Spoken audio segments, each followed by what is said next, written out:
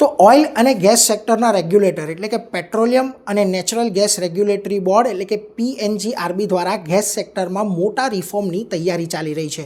હવે આ અંતર્ગત વન નેશન વન ટેરિફની યોજના લાગુ થશે. અત્યારે જે લોકો અંતરિયાળ વિસ્તારોમાં રહે છે એમણે CNG અને LNGના ભાવ ચૂકવવા માટે વધુ પૈસા આપવા પડે છે, કારણ કે ત્યાં સુધી ગેસ સપ્લાયનો ખર્ચ વધતો હોય છે. હવે આ જો વન નેશન વન ટેરિફ લાગુ થશે તો ત્યારબાદ તમામ વિસ્તારોમાં એક સરખો ટેરિફ આવશે, જેથી શહેરી વિસ્તારોમાં કદાચ CNG PNG કદાચ મોંઘા થઈ શકે, પણ અંતરિયાળ વિસ્તારોની અંદર ભાવ આપણે ચોક્કસથી ઘટતા જોવા મળશે. સાથે જ હવે CNG અને LNGના પંપ પર હવે તમને પેટ્રોલ અને ડીઝલ પણ વેચી શકાશે. અત્યાર સુધી પેટ્રોલ પંપ પર ગેસ મળતો હતો, પણ ગેસ પંપ પર પેટ્રોલ મળતું ન હતું. તો આ બધા ફેરફાર તમને આવનારા સમયની અંદર થઈ શકે છે. PNGRB નવા રિફોર્મ જે લાવી રહ્યું છે એ રિફોર્મની અંદર આ બધા ફેરફાર આપણને થતા જોવા મળી શકે છે.